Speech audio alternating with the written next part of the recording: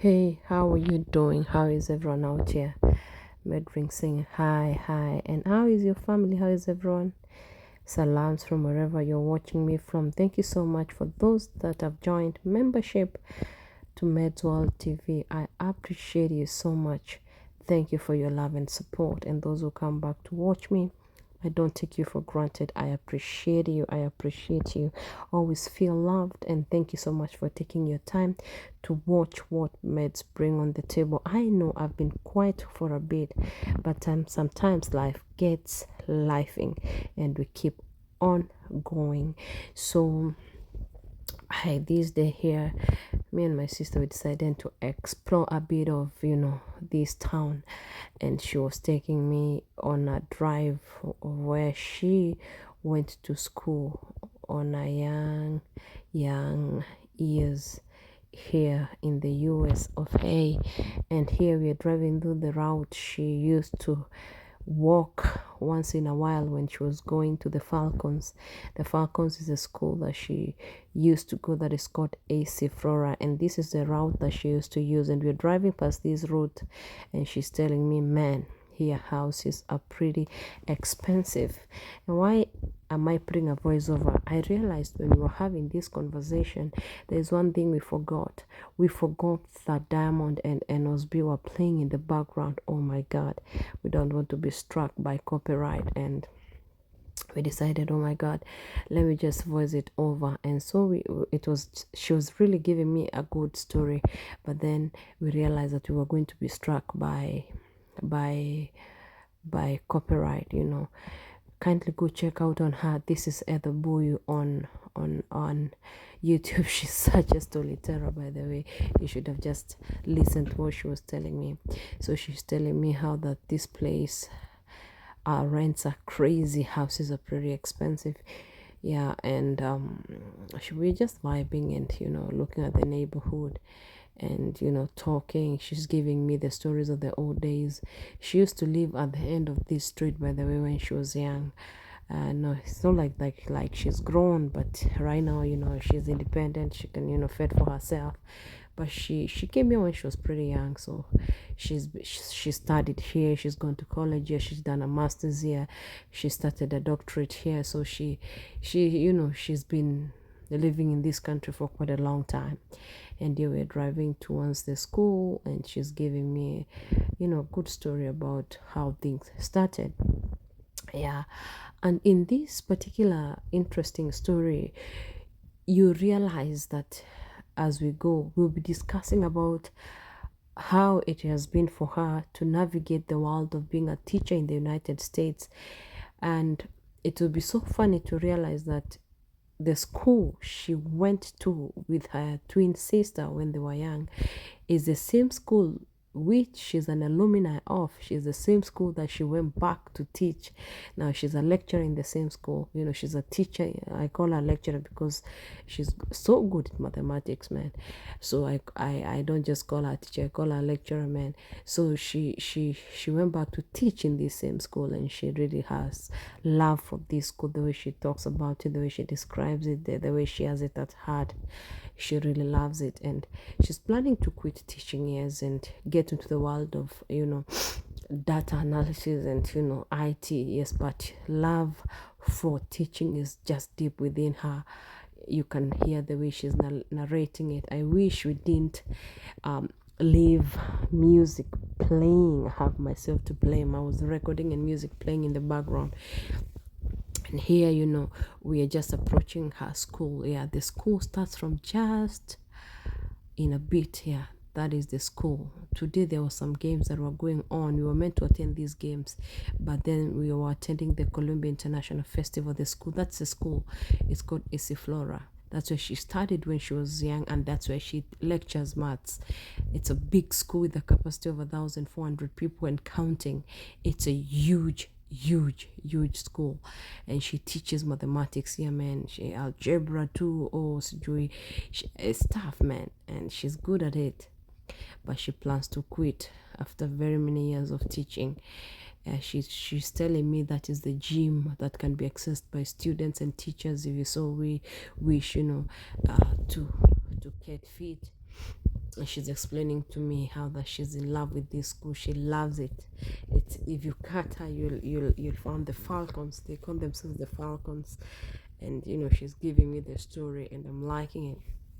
And then she's explaining to me, we're in the run drive now, that's the gym area, and then we will drive past the entrance where she comes each and every morning from home to teach. Yeah, that's the entrance, the main entrance to the, you know, administration block. Yeah, and we're exiting, headed towards now. Yeah, you see, that's the administration block. It's a big, huge facility, man. Yeah, we're driving towards the admin block.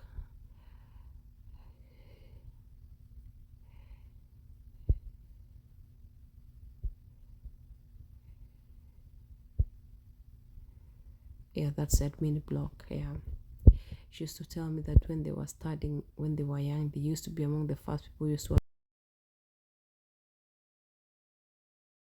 arrive in school early. They used to come so early, you know.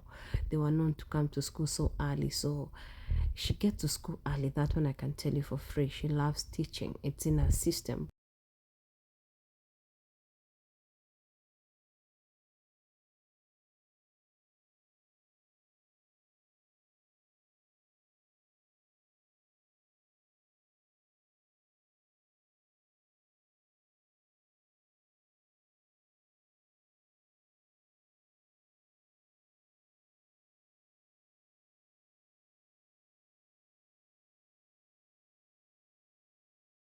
I want you to listen to our discussion.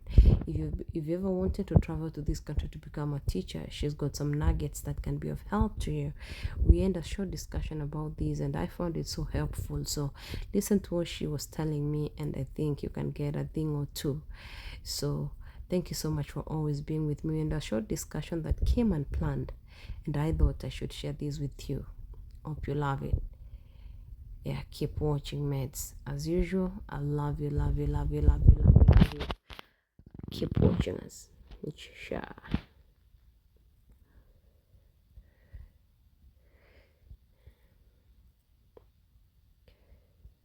And she's telling me that's where she used to have some gym membership, but that she doesn't attend anymore because the ownership changed and stuff. Yeah. But then music was playing in the background. I forgot to mute it. I'm so sorry, guys, but regardless, we move. This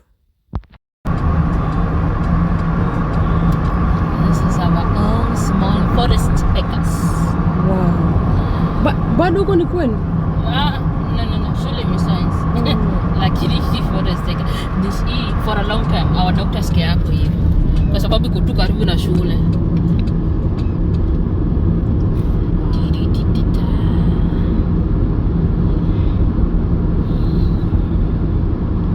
This is a beautiful environment. So huku kunaitwa forest acres.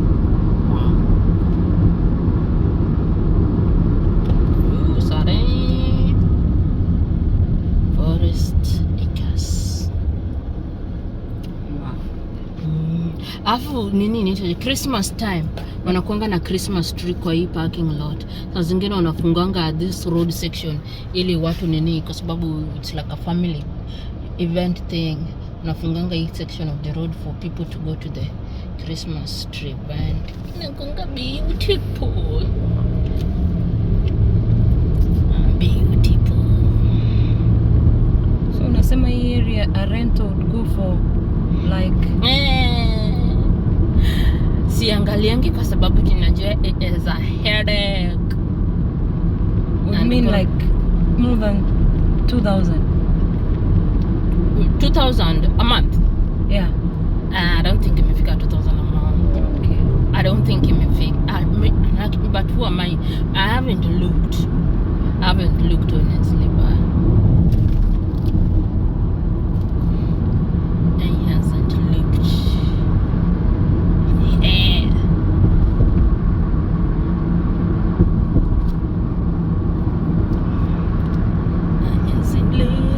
The biggest churches in Colombia is coming up it was Shannon Baptist Church. Unaona yo.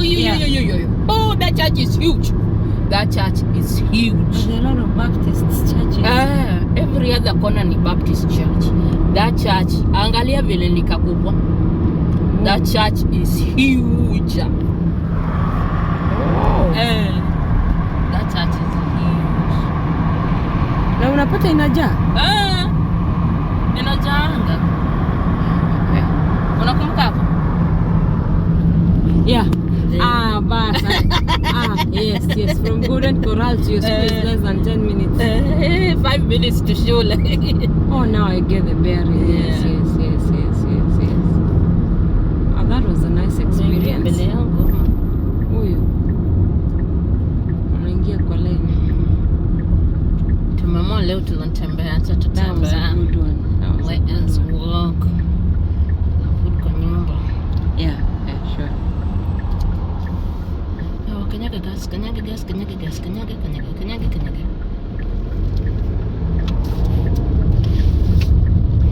Sasa hapa hivi ni tumetoka forest, tumemaliza forest acres. Huko hivyo ni Fort Jackson, the largest military base in South Carolina. Yeah, uliniambia kuhusu military base.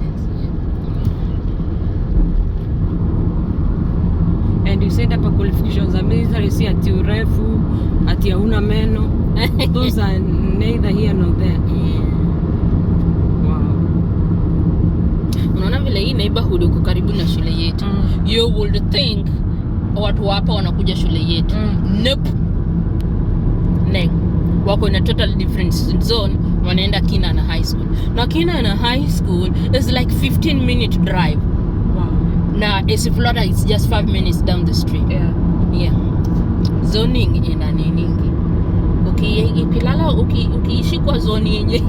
Kwa hivyo it means if you're living in a certain zone, you should go to zone. Yes. Yes. Just it depends on where you zoned at. Lakini kuna exceptions. If you have a family member in a different school district, then you can qualify to go to like a school in that school district. Like sisi tulikuwa tunaishi Casho County, si ndio? Lakini mama alikuwa Richland County. Ndio maana tulialawiwa kwenda AC Flora, which is in Richland County, kwa sababu mom works for Richland County. So where you live dictates where you go to school. Unless you have some special someone is circumstances. Yes, sure, I understand. Conditions met. That's So saa zile watu wanatafuta nini? Wanatafuta nyumba. You also look into the schools around you. And especially if you're buying.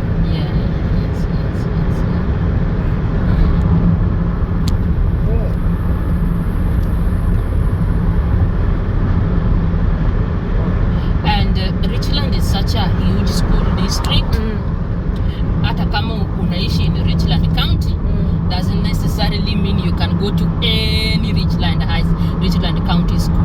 Has to be in the zone uko nayo. Lakini county yetu ndogo ya Casho County only has a few number of high schools, so it doesn't really matter where you go. Lakini it only affects the larger counties. That's something.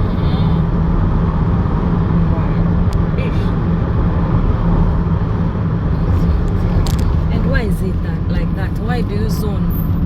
Why can't I go to another zone? Is there a reason? Because where you live is where you pay taxes. Oh, yes. So your taxes are working in that place? Your taxes are working in that place. That's why since everyone qualifies for public education because you pay taxes, that is where your taxes go. You're only paying taxes for your county. So if you're going to another county, they might want you to pay taxes for that county too. Yes. I understand.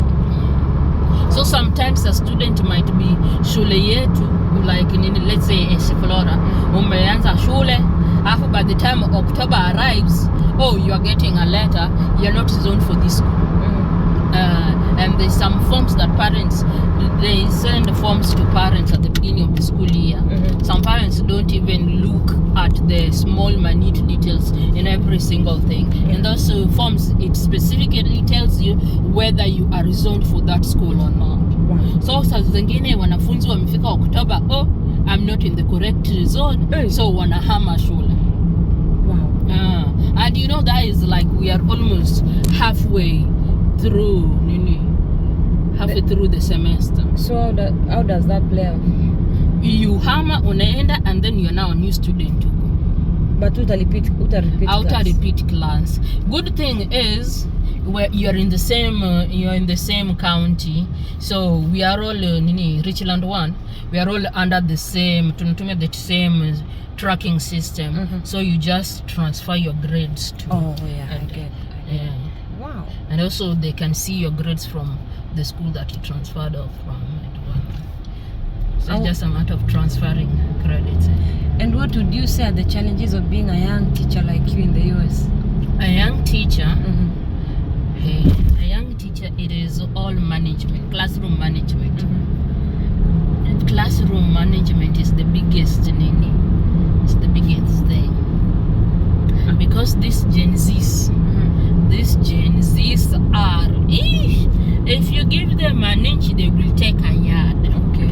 And you know, as new teachers, we still don't have the good bearing of everything that's going on. You want to be the friend of the student. Being a friend is a good thing, but then if they see you too much as a friend, they might walk all over you and one. And these kids can walk all over you. These kids can walk all over you, like zile mambo ya Kenya, like ukiona mwalimu you go the other way. You do not talk to a teacher until you are spoken. Hizo vitu hakuna, rusha you out of the window. Hiya wanafunzi wako is like, saa zingine utaangalia mwanafunzi is like, did you just talk to me like that? Like me a whole teacher, you just talk to me like mimi ni Erika yako, like afu kimwangalia ile unamquestion na kuangalia back like what you gonna do.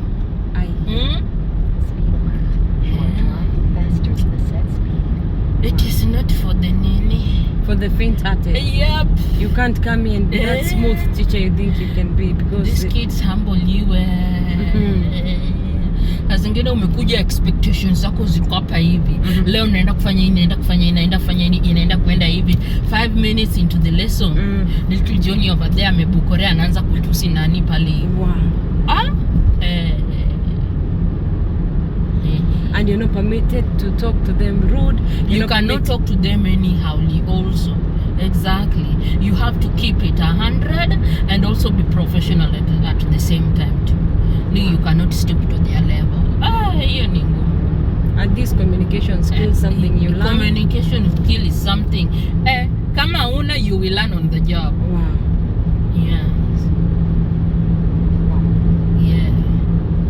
Na unajua mtu kama mimi mwenye sipendangi kuongea. But you're good with your students either way. There's some who love me, there's some who nini. Afu kuna wengine wanakudanganya, Miss you are my favorite teacher. You're my favorite teacher. I tell you, you're lying. I don't trust you. What do you mean? If I were your favorite teacher, you wouldn't have the grade that you have right now in my class. Afu wanacheka. Kama mtu ni favorite teacher yako ukweli. How can you have a 42 na ni favorite teacher yako? How? How? Tell me how.